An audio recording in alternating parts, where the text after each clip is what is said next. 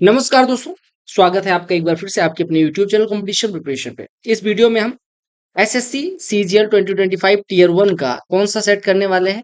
जो last set हुआ था, लास्ट शिफ्ट हुई थी, उसको यानी सेट 46 को करने वाले हैं। ठीक है, आई होप आपको अभी तक कोई दिक्कत नहीं हुई है किसी शिफ्ट में, और इसमें भी कोई दिक्कत नहीं होने वाली। If you have not noted good questions तो try noting it down, jotting it down. और अगर नोट कर लिया तो फिर उसी का रिवीजन करना है। आपको बार बार वीडियोस देखने की कोई जरूरत नहीं, क्योंकि मुझे व्यूज से ज्यादा आपके सिलेक्शन की फिक्र है बे। आपसे कहा कि वो छोटी से छोटी संख्या कौन सी होगी, वर्ग संख्या कौन सी होगी जो 4, 6, 10, 15 से पूर्ण विभाजित। तो आपको इसके लिए क्या काम करना पड़ेगा? सबसे पहले वो संख्या निकालनी पड़ेगी जो 4, 6, 10, 15 से विभाज्य है।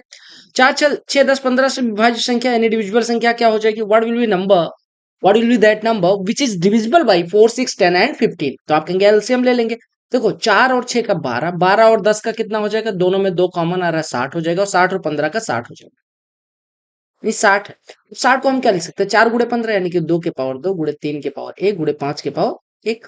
अब अगर इसको पूर्ण वर्ग बनाना है तो पावर सबकी इवन होनी चाहिए, तो 2 के पावर इवन है। 3 के पावर इवन बनाने के लिए मिनिमम 3 के पावर 1 से मल्टीप्लाई करना पड़ेगा, और 5 के पावर 1 है तो 5 के पावर 1 से मल्टीप्लाई कर देंगे, यानी हमें 3 के पावर 2 रखना पड़ेगा और 5 के पावर 2। तो एग्जाम में क्या काम करना है? 15 से गुणा कर देना 60 को, यानी कि 900 हो जाएगा। ठीक है, कैसे गुणा किया? कितने वर्षों में 4,000 रुपए की राशि पर 10% की दर से 1,200 रुपए का साधारण ब्याज? एक साल में 10% की रेट से 400 मिलेगा, तो 1,200 के लिए ए क्यूब प्लस बी क्यूब दिया गया, ए प्लस बी ए बी की वैल्यू आपको पता है। ए क्यूब प्लस बी क्यूब अगर दिया गया है तो हम कह सकते हैं ए क्यूब प्लस बी क्यूब का फॉर्मूला क्या होता है?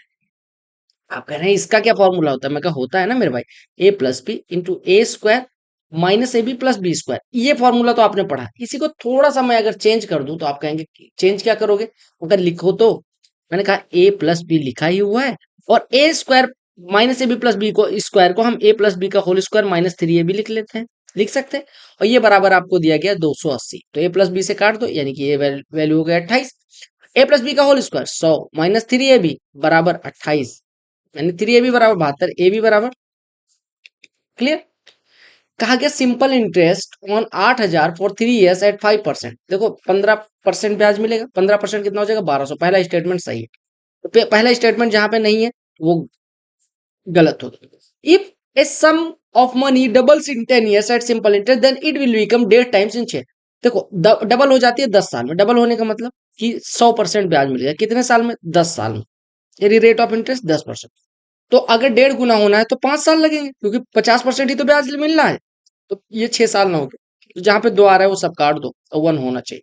अब तीसरा चेक कर लेते हैं। Simple interest rate required for an amount to become 2.5 times in 5 साल।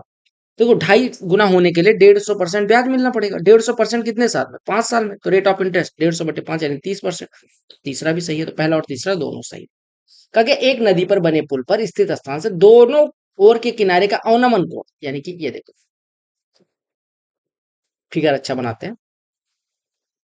तो एक तरफ 30 डिग्री है, ये मान लो 30 डिग्री है, और ये मान लो 45 डिग्री। अवनमन कोण की बात की गई, ये 30 डिग्री है। अवनमन कोण मतलब ये वाला कोण 30 डिग्री है तो ये वाला भी 30 हो जाएगा। ऐसे ये 45 हो तो ये 45 हो जाएगा। अब आपसे क्या कहा गया? आपसे कहा गया कि पुल 50 मीटर ऊपर है, तो नदी की चौड़ाई अगर ये 45 डिग्री है तो ये 50 है, तो ये 50 हो जाएगा। अगर ये 30 डिग्री है, ये 50 है, तो आधार 50√3 हो जाएगा। अब आपको पता है पुल की चौड़ाई कितनी हो जाएगी? ये पूरी दूरी यानी 50 प्लस 50√3। ठीक है। कहा गया एक घनाभ के 3 आसन्न फलकों का क्षेत्रफल। देखो घनाभ क्या होता है? इस प्रकार से होता है। घनाभ अगर मैं बनाऊं तो इस प्रकार से आपका घनाभ बन जाएगा, है ना? ये घनाभ है हमारा। अब इसके आसन्न फलक का क्षेत्रफल आपको पता है, ये लंबाई हो गई, ये चौड़ाई हो गई, ये ऊंचाई। तो आसन्न फलक का क्षेत्रफल कितना हो जाएगा? एल बी, बी एच और एच। ठीक है। ये बराबर दिया गया 60, ये दिया गया 72, ये दिया गया 90। अगर मैं तीनों का गुणा करूं तो L square B square H square मिल जाएगा, यानी कि अगर तीनों का गुणा करूं और उसका स्क्वायर रूट ले लूं तो हमारा एलबीएच आ जाएगा। एलबीएच क्या हो जाएगा? लंबाई गुड़े चौड़ाई गुड़े ऊंचाई, 60 गुड़े 72 गुड़े 90, ये हो जाएगा वॉल्यूम। 12 यहां से निकल रहा है, 12 यहां से निकल रहा है, तो 12 निकाल लो। यहाँ पे कितना बचा? 5। यहाँ पे कितना बचा? 6। यहाँ पे 5 बचा है, यहाँ पे 6, यानी कि 5 गुड़े 6 30। 30 और 90 में से 30 निकल आएगा, तो आपको बचेगा कितना? 3। यानी 12 तिया 360 और इंटू 1.732। अब 360 दूना 720, 720 से ऊपर आंसर होगा नहीं। अगर 1.7 से मल्टीप्लाई करूं, या हम कह सकते हैं 36 गुणे 17.32। अब इसका सीधे सीधे गुणा कर लो। 36 दूना 72, हासिल आई 7, 36 तिया 108, 7 115, हासिल आई 11, 36 सत्ते 252, 11 263, हासिल आई 26, 36 एक 36, 26 62। आप कितने अंक बाद डेसिमल लगाओगे? 623.50। एक ठोस अर्धगोले की त्रिज्या, इसे पिघलाकर 6 सेंटीमीटर ऊंचाई का बेलन बनाया गया, बेलन की त्रिज्या ज्ञात करो। कितना आसान सा प्रश्न। आपको पता है ठोस अर्धगोले की त्रिज्या दी गई, आपको पता है अगर एक चीज पिघला के दूसरी चीज बनाई जाती है तो क्या कांस्टेंट रहता है? वॉल्यूम। पहले अर्धगोले का volume 2/3 pi R cube, R की वैल्यू 6 का क्यूब। इसे 6 सेंटीमीटर ऊंचाई का एक बेलन बनाया गया, बेलन का आयतन क्या होता है? पाई इंटू आर स्क्वायर, हमें नहीं पता, इंटू एच की वैल्यू 6 दिया गया, 6 से 6 का ये कट के पावर 2 हो जाएगा, पाई से पाई कट जाएगा, यानी आर स्क्वायर बराबर हो गया 36 गुणे 2/3, 3 से कटेगा 12, 12 दूना 24, यानी आर बराबर 25 होता तो 5 होता, 25 से थोड़ा सा कम तो 5 से थोड़ा सा कम। एक अर्धगोला, एक शंकु और एक बेलन की आधार त्रिज्या समान है और आयतन बराबर है। बेलन की ऊंचाई h है तो शंकु की ऊंचाई बताओ।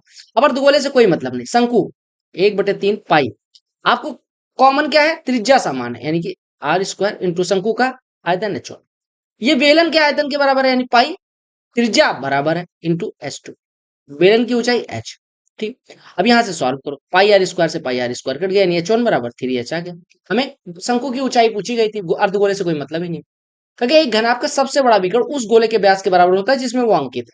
एक घनाभ का सबसे बड़ा विकर्ण उस गोले के व्यास के बराबर होता है जिसमें वो अंकित। गोले की त्रिज्या 17 है, घनाभ के दो आयाम 18 और 24 है। तीसरा, देखो आपको पता है कि किसी भी घनाभ का सबसे लंबा विकर्ण जो होता है उसकी लंबाई होती है L square plus B square plus H square का रूट। अब आपको पता है वो 17 सेंटीमीटर गोला वाले व्यास के बराबर है, 17 सेंटीमीटर त्रिज्या वाले गोले के व्यास, यानी कि इसकी वैल्यू 34। एक 18 दिया गया, एक 24 दिया गया, इसका स्क्वायर, इस 34 का स्क्वायर, तो ये आपका हो गया 18 का स्क्वायर प्लस 24 का स्क्वायर और प्लस मान लेते हैं एच स्क्वायर बराबर 34 का स्क्वायर, राइट। 34 का स्क्वायर, और देखो इसको सॉल्व करने जाता है। अगर मैं 34 का स्क्वायर माइनस 24 का स्क्वायर इधर ले आऊं तो ये 24 का स्क्वायर ले आऊं, तो 34 24 कितना हो जाएगा? 34 24 58, और 34 माइनस 24 10, तो ये 580 हो जाएगा। कैसे? हमने कहा 580 कैसे? ए स्क्वायर माइनस बी स्क्वायर का फॉर्मूला लगा। अब 18 का स्क्वायर इधर और ले आएंगे, यानी 324 इधर और ले आएंगे, तो ये कितना बचेगा? 256। अब एच स्क्वायर 256 है तो ऐसे बराबर 16। सिंपल सी बात। एक समकोण पिरामिड का आधार वर्गाकार है जिसकी भुजाई 8 और ऊंचाई, त्रिभुजाकार फलक की तिर्यक ऊंचाई ज्ञात करिए। देखो पिरामिड कैसे बनता है? वर्गाकार, पहले वर्ग एक बनाते हैं, ये वर्ग है मान, ठीक है। पिरामिड बनाना है, यहाँ पे मान लो पिरामिड ऐसे बनेगा, ठीक है। अब देखो, अब ये इसको इससे मिला दो, इसको इससे मिला दो, इसको इससे मिला दो, इसको इससे मिला दो, 4 फलक मिल जाएंगे। अब इसकी ऊंचाई पूछी गई, ये वाली तिर्यक ऊंचाई, ये वाली ऊंचाई पूछी गई। आपको एक चीज पता होगा, मैं यहाँ पे कलर चेंज कर लेता हूँ। देखो अगर मैं यहाँ से परपेंडिकुलर ड्रॉ करूँ तो ये इसकी हाइट हो जाएगी, और हाइट से अगर इसके आधे भाग को मिला दूं, ऊंचाई निकालने के लिए आधे भाग पे तो मिलाया गया होगा, यानी ये कितना हो जाएगा? आधार का आधा, यानी a/2, और ऊंचाई कितनी है? h। अब तिर्यक ऊंचाई कितनी हो जाएगी? तिर्यक ऊंचाई l बराबर हो जाएगी अंडर रूट में h square, right angle triangle तो बनेगा, h square plus a square by 4, यही तो हो जाएगा। अब आपको यहां से निकाल लेना है h की वैल्यू 15 और प्लस a स्क्वायर बाई 4 या a/2 का होल स्क्वायर 16, यानी कि 8/2 का होल स्क्वायर, यानी 4 का स्क्वायर, 15 का स्क्वायर 225, 225 और 16 200, 225 और 16 कितना हो जाएगा? 241। अब आपको पता है कि 241, 16 का स्क्वायर कितना होता है? 256, यानी 16 से छोटा आंसर आएगा, 16 से छोटा एक ही आंसर था, आपका आंसर आ गया। तो ये याद रख कि तिर्यक ऊंचाई कितनी हो जाएगी? एल बराबर under root H square plus A square by, ठीक है। एक थैले में 20% लाल गेंद, 30% हरी, बची कितनी? 50% नीली गेंद है, और नीली गेंदों की संख्या 80 है। 50% 80 तो पूरा। एक समचतुर्भुज के विकर्णों का अनुपात, इसका क्षेत्रफल आपको पता है, विकर्णों का स्क्वायर। देखो पहली चीज ये जानो कि वो एरिया क्या होता है समचतुर्भुज का? Half into D1 into D2, यानी 3x इंटू 4x बराबर 216 दिया गया। 12 से काटेंगे ये 18 हो जाएगा, यानी एक्स स्क्वायर बराबर 36, एक्स बराबर 6, एक्स बराबर 6 हो गया तो विकर्ण कितना हो जाएगा? 18 और 24। एक वृत्ताकार प्लेट जिसकी त्रिज्या 10 सेंटीमीटर, जो 2 सेंटीमीटर चौड़ी एक सजावट रिम से घिरी हुई है, रिम का क्षेत्रफल क्या? देखो ये मान लो ये प्लेट थी, 2 सेंटीमीटर चौड़ी, रिम से घिरी हुई, इसकी वैल्यू 2 है। त्रिज्या कितनी थी? यहां से लेके यहां तक 10। तो रिम का क्षेत्रफल क्या हो जाएगा? Pi into capital R square minus small R square. Capital R कितना है? 12, स्मॉल आर स्क्वायर 10, 12 का स्क्वायर 144 माइनस ये, यानी कि 22 बटे या 3.14, गुड़े आर स्क्वायर माइनस 144 माइनस 144, 44 यहाँ 132 और 4 136, 137 के करीब आपका आंसर हो जाएगा। देखो 44 चौको एक यहाँ से आ जाएगा, 4 यहाँ से 5 हो गया, 44 132, 132 और 5 137 के करीब आंसर। एक संख्या में 120 जोड़ने पर परिणाम एक पूर्ण वर्ग, मूल संख्या दो क्रमागत वर्ग संख्याओं 625 और 676 के बीच स्थित मूल संख्या। एक बात बताओ, 625 और 676 के बीच कोई संख्या स्थित, ठीक है, इसमें 125 जोड़ने पे पूर्ण वर्ग बन जाता है। तो पहले आप क्या काम करो, इसमें 125 जोड़ो, 125 जोड़ोगे तो कितना हो जाएगा, तो 120 जोड़ोगे तो कितना हो जाएगा 745, और इसमें 120 जोड़ो कितना हो जाएगा 796। इन दोनों के बीच में, ठीक है, अब ये बताओ इन दोनों के बीच में परफेक्ट स्क्वायर कौन सा है, 745 और 796 के बीच में स्क्वायर आपको पता है कि 27 का स्क्वायर कितना होता है 729, 28 का स्क्वायर कितना होता है, 28 का स्क्वायर कितना होता है 784, यानी संख्या कितनी है 784, क्योंकि इसके 120 जोड़ने के बाद जो संख्या मिलेगी वो परफेक्ट स्क्वायर होनी चाहिए, तो हमें परफेक्ट स्क्वायर संख्या क्या मिली 784, तो 784 से 120 पीछे आ जाओ, 664 वो संख्या हो जाएगी जिसमें 120 जोड़ने पे परफेक्ट स्क्वायर हो जाएगा। कहा कि धातु के एक वर्गाकार टुकड़े के ठीक बेस से एक गोलाकार छेद काटा गया जो चारों तरफ से छूता है, ठीक है, छेद काटने के बाद धातु की सीट का क्षेत्रफल कितना रह जाता है। अब एक बात बताओ, आपको पता है कि अगर मैं एक वर्ग लेता हूं तो इसके अंदर एक इस प्रकार से काटा गया, चारों तरफ छूता है, यानी कि इसका, यानी कि गोले की त्रिज्या कितनी हो जाएगी साइड की आधी, ठीक। अब आप पहले पूरा क्षेत्रफल मान लो, भुजा 2a थी तो पूरा क्षेत्रफल 4a²। अब हम कह रहे हैं कि 4a² में से हमने निकाल कितना दिया, पाई इंटू a², पाई a² निकाल दिया क्योंकि त्रिज्या a हो गई, क्योंकि पूरी भुजा 2a थी। अब हम यहां से निकालेंगे 4 माइनस पाई, यानी कि 4 माइनस 3.14 और बटे 4, a² कट गया, यानी 4 माइनस 3.14 0.86 बटे 4, 4 0.86 कितना, मतलब 0.86 4 का कितना परसेंट, आप कहेंगे 86 बटे 4, यानी कि 21-22%, 21.5% के करीब आंसर आ जाएगा। अगर तो पूरा कोण 1:2, यानी दोनों का योग 3 रेशियो बराबर 90, यानी 1 रेशियो बराबर 30, तो दोनों कोण पता चलेगा। क्योंकि 50 सेंटीमीटर ऊंचे टावर के शीर्ष से टावर के एक ही ओर स्थित दो बिंदुओं का जो कोण है वो 45 और 60 degree, this one is 60 degree, ठीक है। अगर ये h मानो, इतनी दूरी h मानो, तो इसकी ऊंचाई कितनी हो जाएगी √3h, ठीक। अब आपको बताइए ये कोण 45 डिग्री है, तो यानी कि इतनी पूरी वैल्यू कितनी हो जाएगी √3h। तो आप आपसे कहा कि वस्तुओं के बीच की दूरी, तो अगर पूरा 3h है, इतना h है, तो ये कितना हो जाएगा √3 - 1 × h।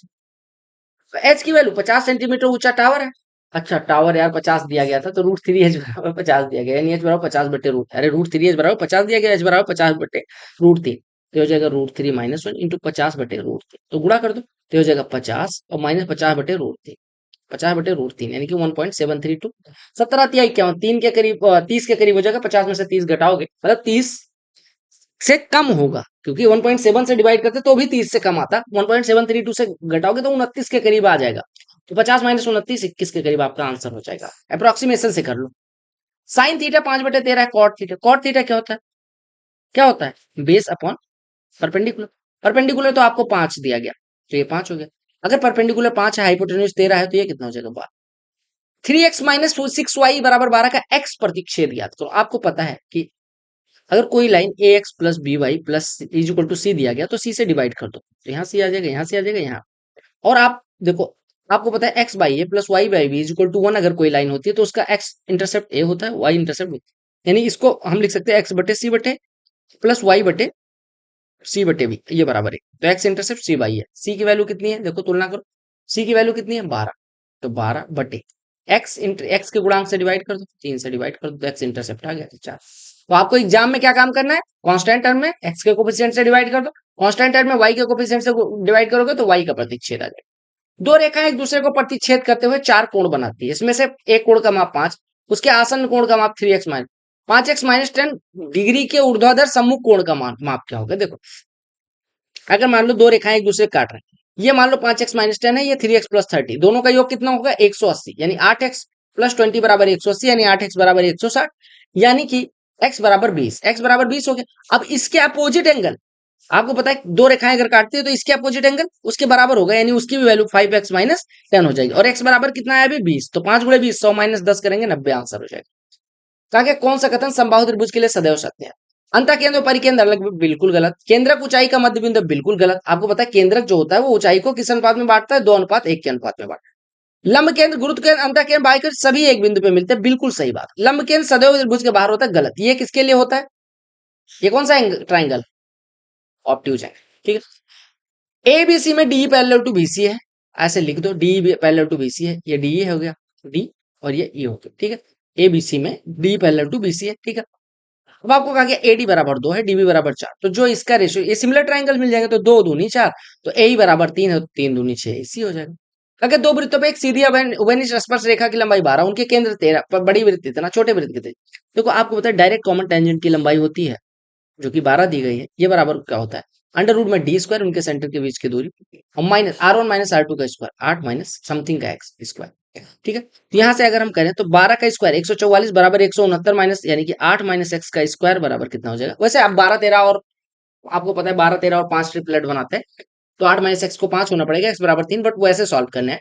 तो 8 माइनस एक्स का स्क्वायर बराबर 13 का स्क्वायर माइनस 12 का स्क्वायर, यानी कितना हो जाएगा? 25, 169 माइनस 144, 8 माइनस एक्स बराबर 5, एक्स बराबर साइन ए बराबर कॉस बी कब होता है? जब ए प्लस बी बराबर 90 है। तो 2x प्लस एक्स 3x और प्लस 10 बराबर 90, यानी 3x बराबर 80, यानी x बराबर कितना हो जाएगा? 27 से कम, 26.6। एक ठेकेदार 10 मजदूरों को काम पे रखता है, जो एक काम को 16 दिन में, 4 दिन बाद वो 2 मजदूरों को निकाल देता है, शेष मजदूर, अब देखो 10 मजदूर के लिए 16 दिन का काम था, 4 दिन काम कर चुके, यानी 10 मजदूर के 12 दिन का काम बचा था। अब 2 मजदूर निकल गए, यानी बचा कितने? 8 मजदूर। 10 मजदूर के 12 दिन का काम 8 मजदूर कितने दिन में करेंगे? आप कहेंगे 10 गुणे 12/8, यानी 120/8। M1 into D1 is equal to M2 into D2, यही वाला कॉन्सेप्ट है। तो if you want to play with maths, do subscribe this channel. और एक चीज और, अब हम शुरू करेंगे PYQ टॉपिक वाइज, और that will be around per month, ठीक है। उसी में हम एक महीने में के करीब में लगभग 6-7 टॉपिक, 8 टॉपिक सैटरडे को हम डालेंगे, सैटरडे या संडे को वीडियो हो जाएंगे। तो do subscribe and do take membership for this, 80 रुपए पर महीने लगेंगे, एक महीने में मेरे हिसाब से खत्म हो जाएगा। तो if you want you can subscribe और मेंबरशिप ले सकते हैं। See you in the next video, bye bye.